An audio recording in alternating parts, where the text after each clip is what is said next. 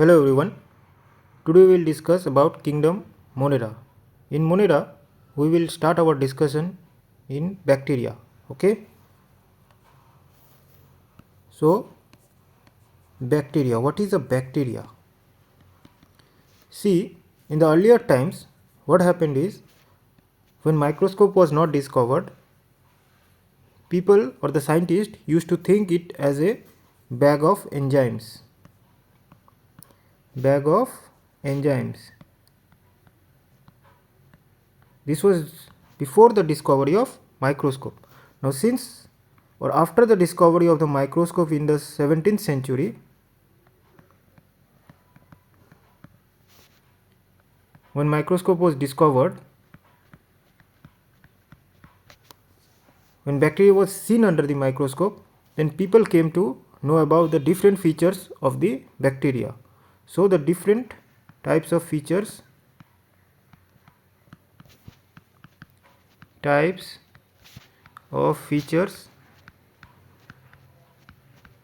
of bacteria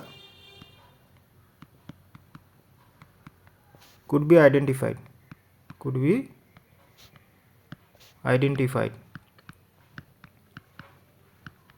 Okay.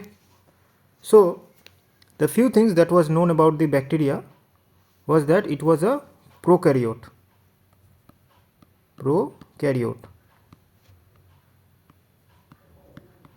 Now what is a prokaryote? They lack nucleus and membrane bound organelles. Lack nucleus and membrane bound organelles.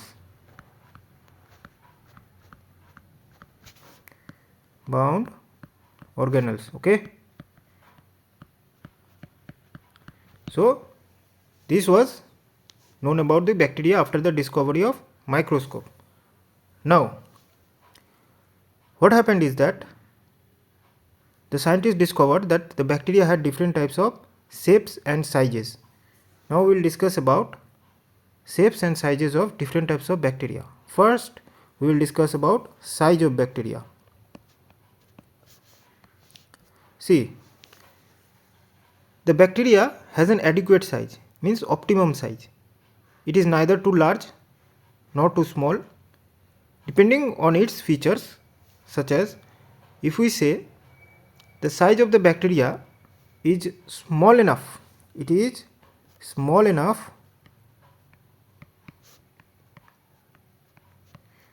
to exchange nutrients with outside environments, okay, for exchanging nutrients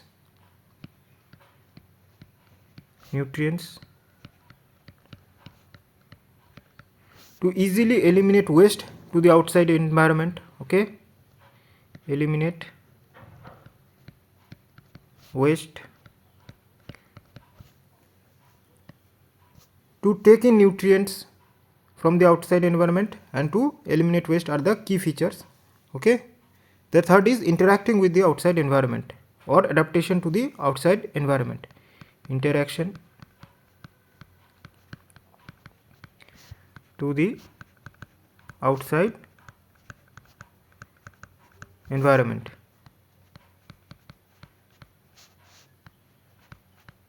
Okay. So it is small enough to have all these features or to perform all these activities. Now the size of the bacteria is large enough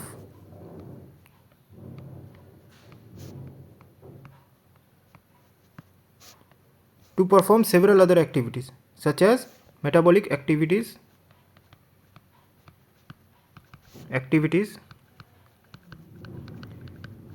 and reproductive activities, okay, or reproduction.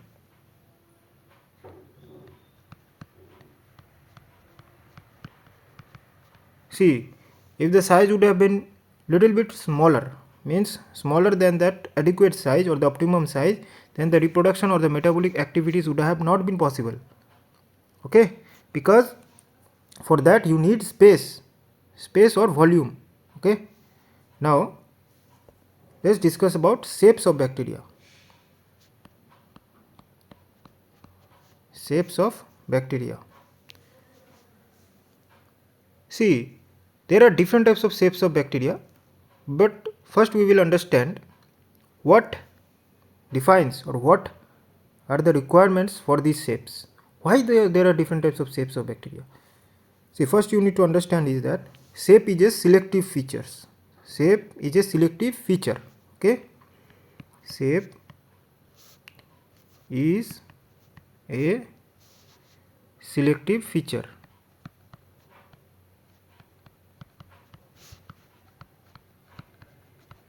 I will say, sir, why shape is a selective features? Why? Because the bacteria will have to adapt. Bacteria will adapt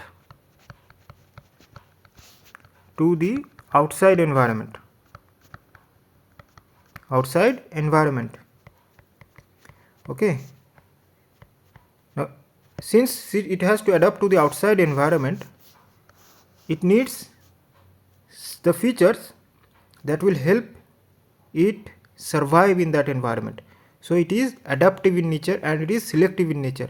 See, there are different types of shapes of bacteria, but a single type of bacteria will have a single type of shape, or it can adapt to different types of shapes depending on the outside environment.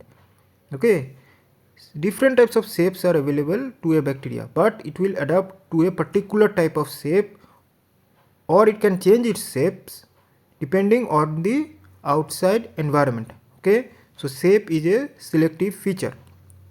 Okay, now here also two things will come into play. The shape also will depend on various factors like exchange of nutrients, eliminate waste, okay, interaction to outside environment, and one more important thing, it is attachment to the host or the outside environment, to the host or outside environment,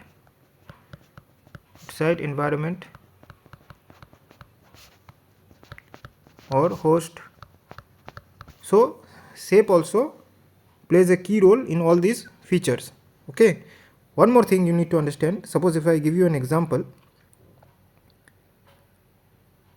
a single bacteria, if there is 0.2 micrometer change in diameter or the radius, means if there is a small change like 0.2 micrometer in the shape of the bacteria, the energy required for chemotaxis, okay, increases to 10 to the power 5 factor. See what is, there is a large increase.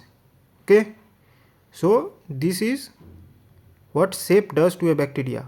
Means a small increase or decrease in shape can result in severe changes in a bacteria.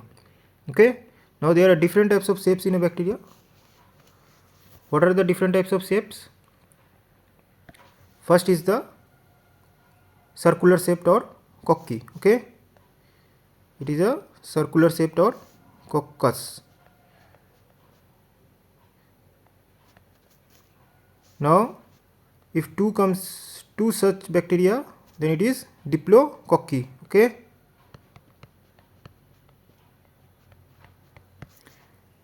then there is encapsulated diplococci. It is inside a capsule, so it can protect itself, okay, from the external environment. So it is encapsulated diplococci. Now there is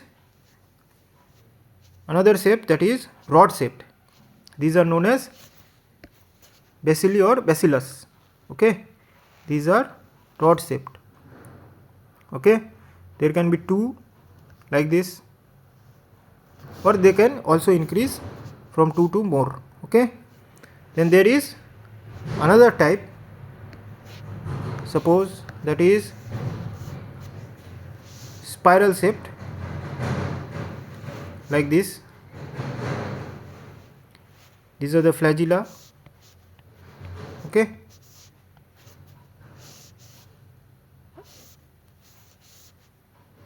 this is the spiral shaped.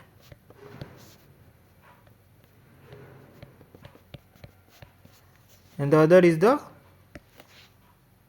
comma shaped or vibrio.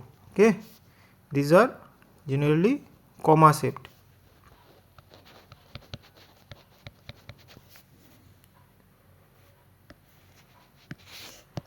This is the bacilli. Bacillus or bacilli. Okay. I hope the different types of shape has been understood. Now one more thing. In case of size, what happens is that the smallest bacteria can range from 0.5 to 5.0 micrometer. Okay, the size of bacteria can range from 0.5 to 5.0 micrometer. Okay, now the smallest can be 0.3 up to 0.3, that is the mycoplasma. 0.3 micrometer, that is the mycoplasma. Okay,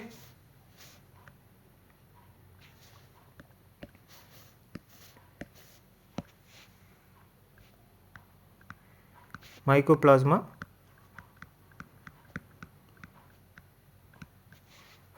And it can be as large as 2 centimeter. The size of the bacteria can be as large as 2 centimeter, that is Theomargarita magnifica. Okay,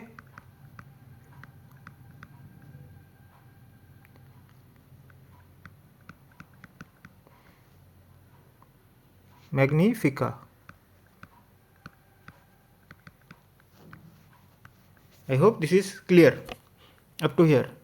Now bacteria adapts to different types of environment.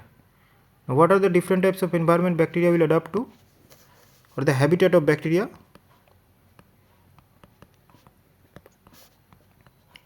Bacteria will adapt to can adapt to extreme environments. They are normally found everywhere, in air, water, soil, in human body. Okay, but they can also be found in extreme environments. Plus they can be found in normal environments like air, water, soil, normal environments. Okay,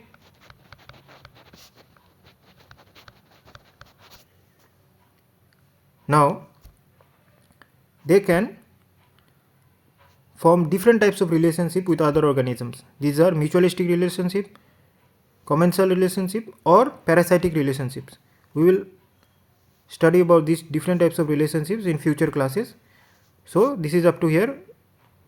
In the next class we will discuss about archaebacteria and bacterial reproduction and other things about bacteria. Okay, so thank you everyone.